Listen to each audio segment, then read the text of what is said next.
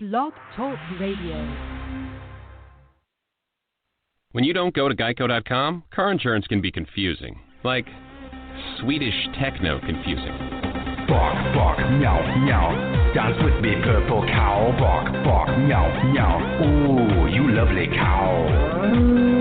Geico makes it easy. With 24/7 access, all you have to do is go to Geico.com and you could save money on car insurance. It just makes sense. Unlike, Dance with me, purple cow. I like your moves. Blog Talk Radio. Franchise interviews. From Easton, Pennsylvania to Sydney, Australia, you're listening to Franchise Interviews. Franchise Interviews. Welcome to Franchise Interviews. Franchise Interviews has been giving an up-close, behind-the-scenes look at franchising and entrepreneurship. Listen to interviews with franchisers, franchisees, franchise authors, franchise experts, and attorneys. And now, welcome your host, Marty McDermott, and Franchise Interviews.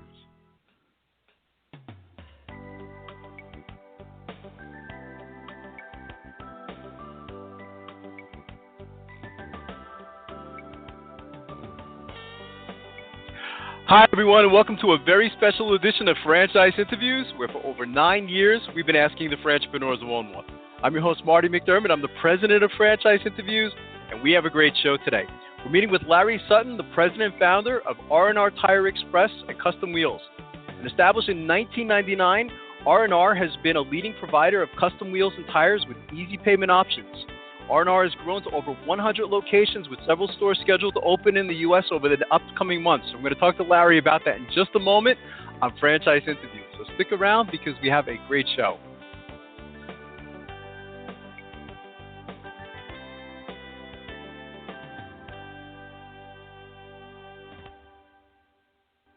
The Stone Coat Franchise Opportunity. Are you looking for a unique and lucrative franchise opportunity? If so, take a look at Stone Coat. With a patented process which creates a true stone finish on almost any wall or ceiling, Stone Coat is a true game-changing product in the multi-billion-dollar construction industry. Stone Coat is applied faster, cleaner, and cheaper than conventional quarried stone, which saves both time and money. With advantages in remodel and new construction of both residential and commercial projects, Stone Coat is a true crossover product. The Stone Coat franchise opportunity provides a low startup cost, low operating expenses, comprehensive training, ongoing support, and no royalty payments. For more information on the Stone Coat franchise opportunity, go to www.stonecoatfranchise.com. That's www.stonecoatfranchise.com or call us at 972-380-2700. That's 972-380-2700.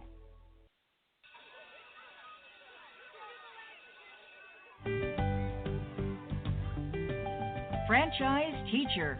Would you like to know how to franchise your concept or grow your franchise business?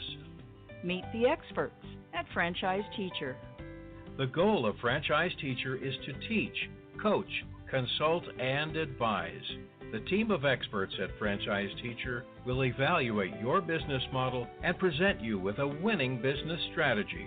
Franchise Teacher will help you decide whether or not your concept works and if it's franchisable. Franchise Teacher is proud to have over 30 years of experience in franchising as both franchisees and franchisors. Franchise Teacher are developers of over a dozen franchise systems, which include brick and mortar as well as home-based concepts of nearly 3,000 combined franchise locations. Whether you need to add more units or get more customers, Franchise Teacher can help. We will teach. Franchise Teacher will help you learn our proven system. Coach. Franchise Teacher will help you provide a game plan to succeed. Consult. Franchise Teacher will make sure you stay on track. And advise. Franchise Teacher will help you learn from our over 30 years of experience in franchising as both franchisees and franchisors. Take advantage of our free, no-obligation phone consultation. Simply go to franchiseteacher.com or call us at 561-385-3032. That's franchiseteacher.com. franchiseinternetwork.com or call us at 561-385-3032.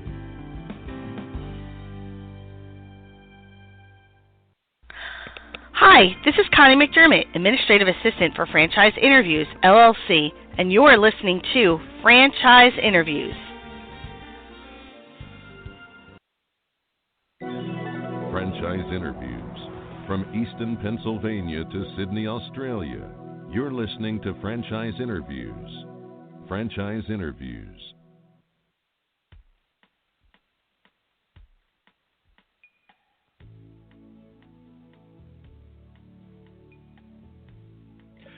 Hi, everyone, and welcome back to a very special edition of Franchise Interviews, where for over 9 years, we've been asking the entrepreneurs who own one.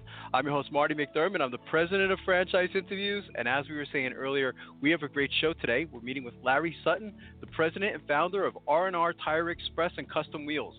And established in 1999, RNR has been a leading provider of custom wheels and tires with easy payment options. RNR has grown to over 100 locations with several stores scheduled to open across the U.S. in the upcoming months. Hey, Larry, how you doing? Welcome to the show. Hey, how are you? I'm doing great today. Thank you for having me. Oh, it's my pleasure, Larry. We always like to ask our guests, where are you calling from this morning? I'm calling from beautiful Tampa, Florida, and the weather is absolutely perfect. Oh, that's fantastic. It's getting a little bit cold up here, Larry, so we're starting to feel traces of winter. So it must be nice to be in Tampa today. Well, it is. I'm actually heading to Pittsburgh on Thursday, so I'm going to experience a little bit of that weather this weekend. I guess it hits you, doesn't it, Larry? I mean, being down in the Tampa area, and then when you come up to the Northeast, you feel it, don't you? Oh, absolutely. Absolutely. And actually, it's quite a pleasant difference. Sure. When you're down there, it gets really hot in the summer down here. So, yeah, and we don't get a real winter, so it's kind of nice to get into a real winter environment. Of course, of course. You know, when I was reading about your story, Larry, I mean, we started the show 10 years ago because, we felt that, every business like yours has a story, and for you, I kind of went back to even like your early days, because it seemed like your early days of life as a young child even had an influence as far as, where you are today, as far as like your work ethic and how you built the business. So maybe we can go back to the beginning. You could talk a little bit about your background and your entrepreneurial journey. Absolutely, be glad to. I was actually born in Oklahoma, in Ardmore, Oklahoma. I was eventually raised by a single mom who is my lifelong love, and kind of instilled a good work ethic in me. Mainly because she had to.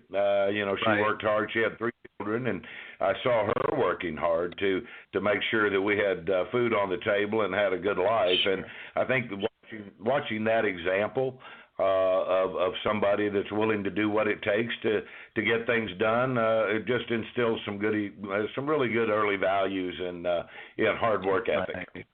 That's fantastic. It sounded like you had some great experience in retail as well, Larry, as you moved on, and you got a little bit older, and you got some great experience as well. What was that like for you? Oh, it was great. I actually, we moved to Florida when I was going my sophomore year in high school to work for my uncle's company, and he was in the retail TV and appliance business, and I went to work for him. I started on a truck delivering appliances, but my dream was to get on the sales floor. And so he sent me through a couple of training classes and really kind of taught me what I needed to know, and he let me get on the sales floor in my senior year in high school. I actually was on a DCT work program where you go to school for half a day and you work a half a day and you get credit for the work. And during my senior year, I actually sold every teacher at least something. Every teacher bought something from me. That's fantastic. That's great. That's a great lesson in selling. So that's fantastic. Maybe you could walk us through the R&R concept, Larry, and inception. I mean, how did you get the brand started? I mean, from where it began to where you are today is really quite an amazing story. Well, it is. It's kind of funny because it all came about because I had actually built my first company and sold it in 1997. thinking I was going to be one of those guys that had an early retirement and go out on the golf course and enjoy life. Right. But after about 6 months, I realized that was not for me. And so I spent a couple of years actually trying out different concepts. I actually bought a couple of different franchise concepts, but none of them fit. They just didn't.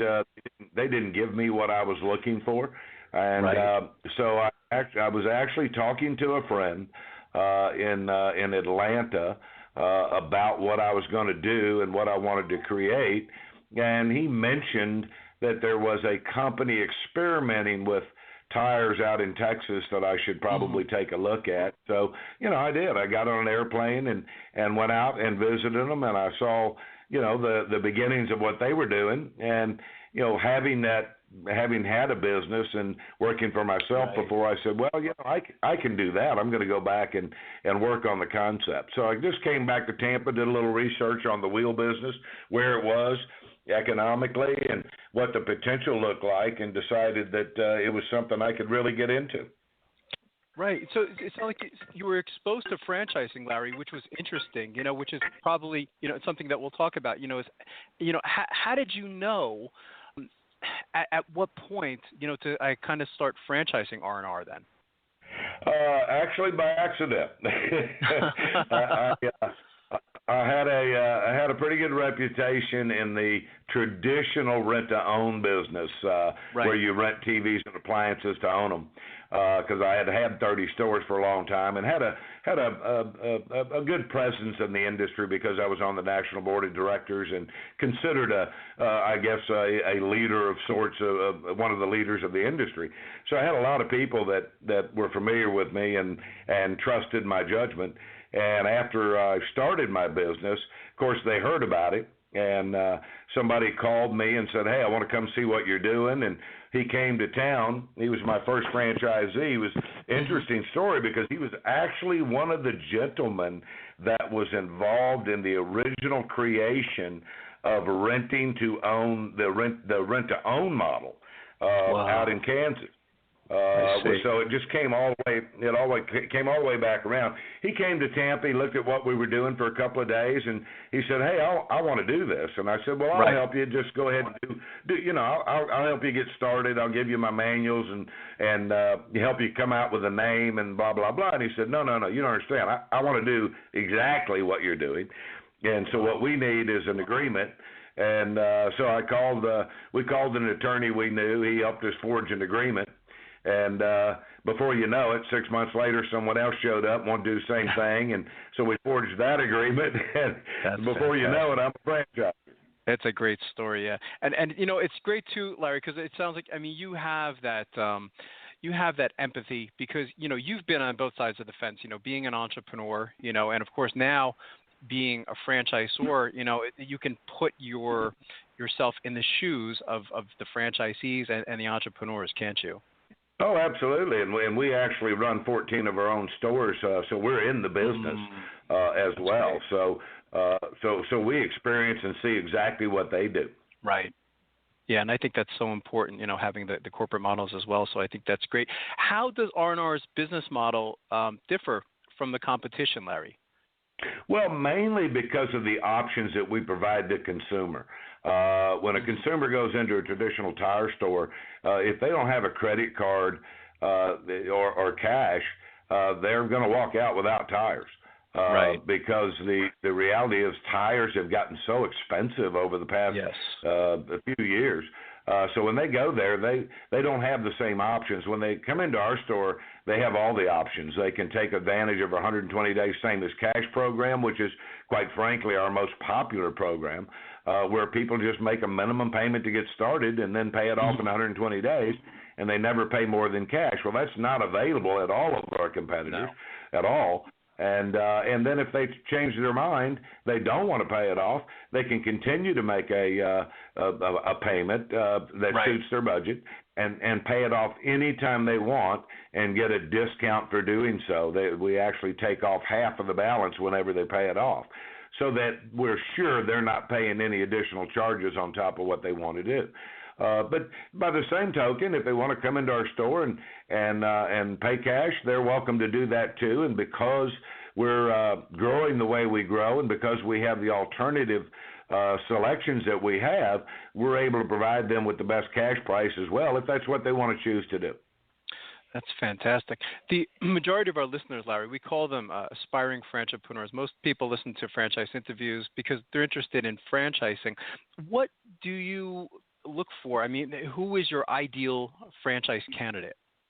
Well, you know, quite frankly, anyone that is looking for a career, something they can throw themselves into, somebody that's willing to work hard. It probably helps if they have an automotive desire, if they kind of like automotive industry, if they're passionate about cars, if they're passionate about business, if they're just passionate about helping other people get what they want, we would be a great business. What I would say to most folks is that if you just want a great business where there's a great culture, we pride ourselves on culture, and that culture involves treating our employees and being sure that there's upward mobility. So you don't have to love automotive, you don't have to love tires, but you do have to have a great work ethic, and you do have to care about your employees and fellow men and women. Yeah, and I love how you mentioned culture because, you know, over the last 10 years, it's starting to become like a theme on our show, Larry. You know, is there has to be that match, you know what I mean? And you have to have that strong organizational culture, I think, you know, in order to be successful in franchising. What intrigued me about RNR, you know, when I was reading about you was that you do give your franchise owners a high level of entrepreneurial, cultural freedom, and also a voice for making corporate decisions. How does that translate into success of your brand? And do you have any examples of that? I sure do. That's a great question, by the way. Yeah, we have a few. Early on, we had a basic idea of what our stores, you know, wanted to look like, but quite frankly, we hadn't picked the ideal floor design for a perfect example. And we brought on a franchise up in Ohio that created a beautiful red floor with roads going through it. It was a poured floor, and we just fell in love with it, and we sort of adopted that as our look. And it had an impact. The largest impact, and I could share a bunch with you, but the largest impact, you know, getting straight to the point, is basically responsible for how we brand ourselves today. When we first started, we were really more about the custom wheel business than we were about tires. And so that's really what we focused on. But later on, we realized that, you know, stores would grow to a certain level and then kind of stay at that level. And even though it was successful and profitable, we felt like we needed to find a way to grow same-store revenues year on year.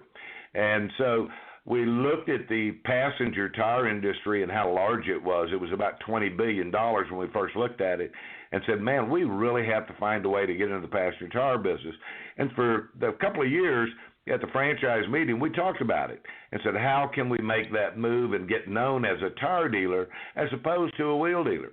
And I got a phone call from one of my franchisees out in Arkansas, and he said, hey, I'm getting ready to open a store in Fort Smith, Arkansas, and I've got an idea I want to run by you. And I said, okay. And he said, what I'd like to do is I would like to put up a Tire Express sign, a sign that says Tire Express, along with my R&R sign. And then when I talk about tires, I just want to talk about passenger tires. I don't want to talk about wheels. I want to talk about passenger tires. And this store looks like a tire store because it's got the bays and all of this. And I said to him, I said, hey, you know what? That's a great idea. And he did. And it turned out to be the most successful store opening we ever had. He repeated it 6 months later in another store, and that led to everybody saying, hey, we need to get on board of this concept. And that really created who we are today, R&R Tire Express and Custom Wheels, as opposed to being R&R Custom Wheels. And so it really changed the brand, by a franchisee idea. So I just don't think you can can keep entrepreneurs down. If somebody's truly an entrepreneur, they can be a good franchiser, but to shut their ideas down is just plain silly. Sure. Yeah, I think that's very powerful, Larry. That example that you just stated, is the sharing of best practices, and your the testimony to that, could be, very powerful. And I think sometimes it's one of the frustrating parts of franchising. Some systems, it seems like there's no flexibility whatsoever. Again, because we've been doing this show such a long time now, particularly, some of the real big franchises, there's not a lot of flexibility and openness to ideas, and I think that could be a bad thing. So, I think that's so important, so I think that's a great example. You're absolutely right. We actually have a couple of franchisees that have other franchise brands, and they're the first to stand up and say, man, this is just so much more fun because I get to participate. I get to throw my ideas out. And my other franchisor doesn't want to hear about them. We've actually had a couple of people sell their franchises so they could open more of ours. That's fantastic. What's the location like, Larry? I mean, what do you typically look for in a location, and how much space is required to open up an R&R? Well, on minimum, I mean, I've got them as small as 4,000 square feet, and as large as 10,000, and as large as 10,000 square feet. But in reality, 6,000 is the hot zone. That's 6,000 is perfect. 6,000 to 7,000 gives you plenty of room for your displays, plenty of room for your shop, and plenty of room for storage.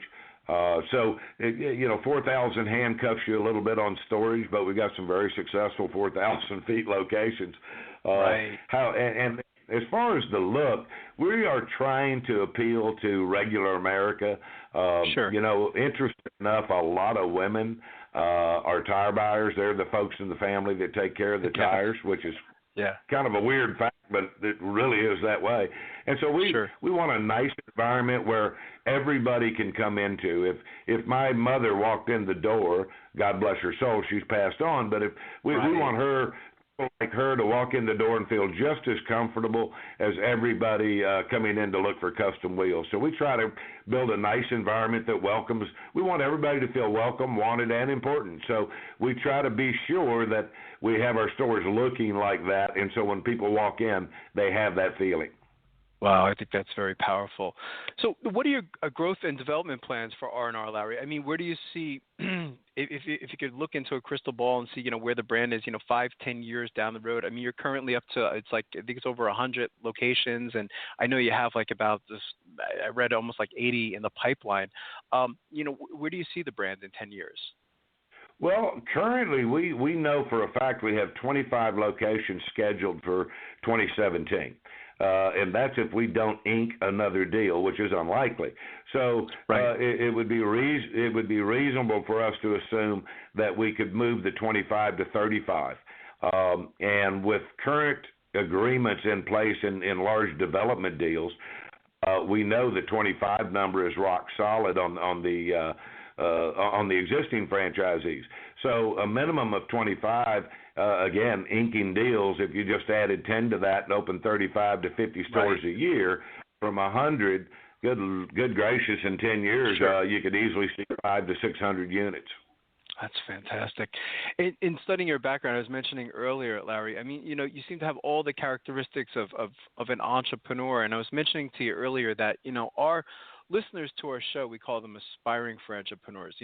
They like franchising, and they want to get into franchising. But we find in doing the show such a long time now that so many of them are confused as far as where to begin, because it seems like, there's so much out there today.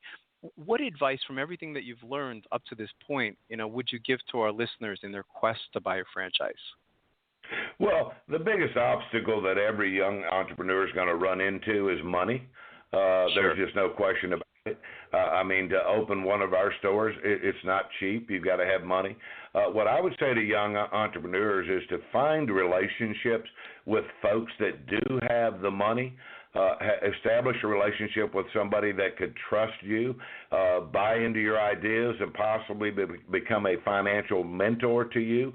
I can tell you my first business, I got into it because I had somebody willing to front the money for me to get into it. and we built a store that turned into we built a company that turned into 150 something stores across 30 states and sold it for a lot of money at the end of when we were done. And quite frankly, had I not had that financial mentor, I couldn't have done all that. So don't be afraid to take on a partner. Number one, a financial partner, and be sure that someone's there to back you. I don't know the entire franchise business, but I would assume most are going to require a couple of $100 to $1,000 plus. So you're going to need that capital. You can't do anything uncapitalized. Secondly, I would say try to focus on something that you're interested in. It can't always just be about money. If you're passionate about a certain thing, that passion will help drive your dream and keep you alive every day and keep you focused every day. So if it just can't be about I want to be rich or I want to make more money. It's doing what you love to do, and if you want that bad enough, you can find a way to get there. Fantastic. But I would definitely recommend doing it through a franchisor because once you have that knowledge and you've seen plenty of success, then your odds of failure go way down. So and again, we're looking for folk. Anybody can be successful if you find a way to help others get what they want. I mean, that's the bottom line. I'm talking about customers, talking about staff members and team, administrative management, everything. And, getting that culture of helping people get what they want, and that's from employees to the public. I don't care what you're selling, you're going to be successful doing it if that's your motive. It sounds like you're a real believer too. And again, studying your background, Larry, you're a believer in franchising. I mean, you like franchising as a means of distribution, and of course, of growing the business as well. Oh, absolutely. Number one, it establishes bringing on people that bring in new ideas. When we bring in new franchisees, they'll look at what we're doing. Most businesses have a propensity to get stale. And a lot of people, a lot of franchisors, to your point, have that attitude of we're not changing a thing. Well, the reality is in today's world in business, if you're not willing to change, you're going to stand still. We've changed our brand. We've changed our brand 3 times to get to where we are today. We've changed our floor several times. We've changed our basic store design several times, and we've never been more successful than we are today. We're opening a store a month on average, and this coming year that'll go to 2.5. And because we're willing to listen and willing to bring on some change. So, a lot of people are just afraid of changing things. You got to have an open mind. When you bring in new franchisees, you get new ideas. And it's a part of the growing deal. So it's not just about new customers. It's about new partners to help you grow your business and realize the dream together. That's fantastic. What's the best way, Larry, for our listeners to get more information on RNR as a service and, of course, as the franchise? Any particular websites that you'd like them to go to? The main one to find out about franchising is rnrfranchise.com. That will tell you about our franchise. And if you want to see our public site, which brings in all the customers and creates a ton of online leads across the country, they would go to rnrwheels.com or rnrtires.com. Any of those will get you there. But particularly on franchise, it's rnrfranchise.com. That's fantastic. I've enjoyed talking to you, Larry. I've been following you for some time now, so to get the chance to finally talk to you today has been a privilege for me, and I'd already like to invite you back next year as you continue to grow. I think this is a wonderful franchise opportunity. Well, it's been a privilege for me, and I really appreciate the opportunity to talk to you today, and thank you very much. It's been my pleasure, Larry, and we'll be right back with more franchise interviews.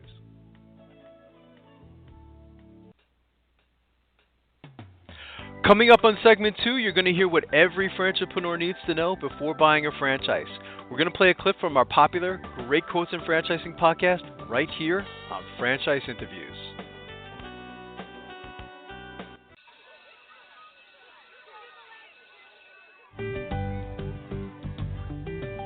Franchise Teacher, Would you like to know how to franchise your concept or grow your franchise business? Meet the experts at Franchise Teacher. The goal of Franchise Teacher is to teach, coach, consult, and advise.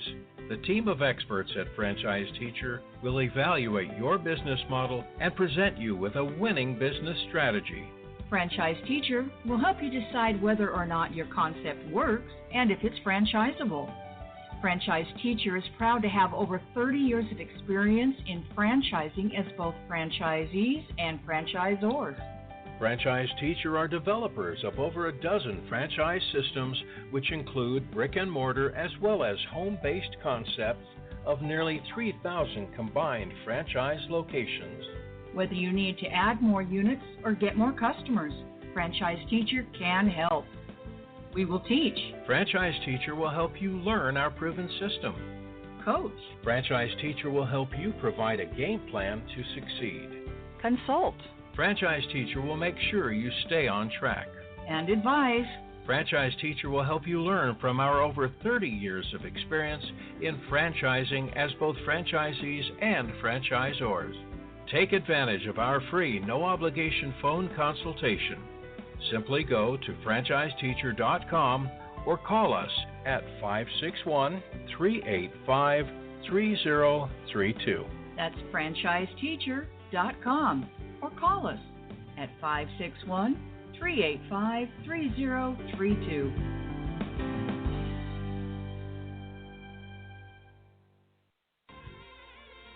Today's great quote in franchising is being brought to you by The Stone Coat Franchise Opportunity. Are you looking for a unique and lucrative franchise opportunity? If so, take a look at Stone Coat. With a patented process which creates a true stone finish on almost any wall or ceiling, Stone Coat is a true game-changing product in the multi-billion-dollar construction industry. Stone Coat is applied faster, cleaner, and cheaper than conventional quarried stone, which saves both time and money.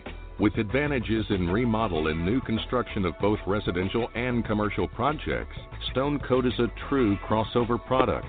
The Stone Coat franchise opportunity provides a low startup cost, low operating expenses, comprehensive training, ongoing support, and no royalty payments. For more information on the Stone Coat franchise opportunity, go to www.stonecoatfranchise.com. That's www.stonecoatfranchise.com or call us at 972-380-2700. That's 972-380-2700. Hi everyone, this is Marty McDermott from Franchise Interviews, and welcome to another edition of Great Quotes in Franchising, where each podcast you get to hear a great quote in franchising. You know, we've been hosting Franchise Interviews many years now, and the way this whole podcast came about was we were looking to do, over the years we've had some great quotes on our show. So we decided to do these like little mini clips of kind of like a best of segment, because there was some really great significant information within each show. And we didn't realize that this particular podcast was going to turn into something just as big as the radio show. So today you're going to get to hear an interesting clip from Larry Sadati, and he is the Chief Development Officer of a franchise called Paris Baguette. And he says something really interesting. We're going to call this podcast You Really Gotta Love Me, but you got to listen to it to find out why. Get into franchising, but we find from doing the show such a long time now that many aspiring franchipreneurs, they don't know where to begin. What advice would you give to them in their quest to buy a franchise, because you've been doing this such a long time now? I would say you look at something that you can get passionate about and are very excited about. You need to be clear on what your objectives are and your goals.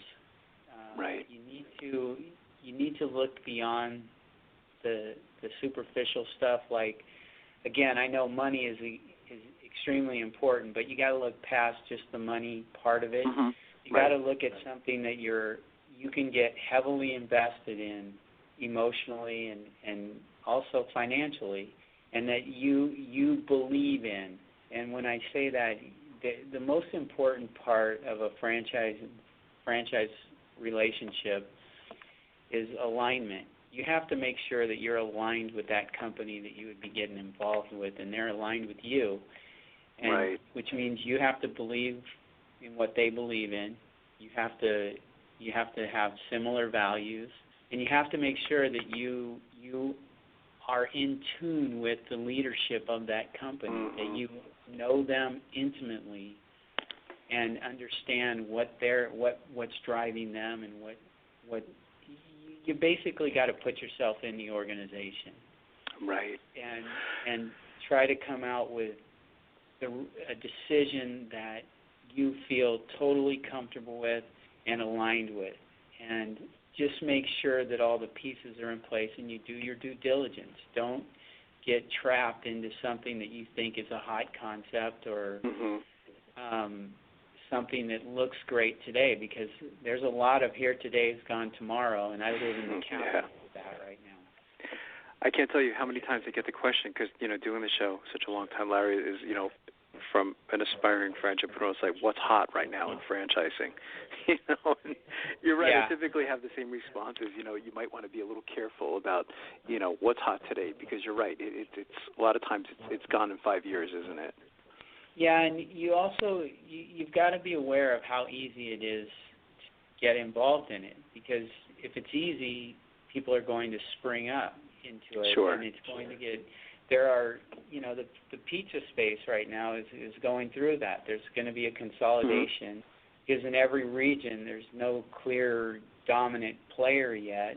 Right. But you have all these players, and they can't all survive.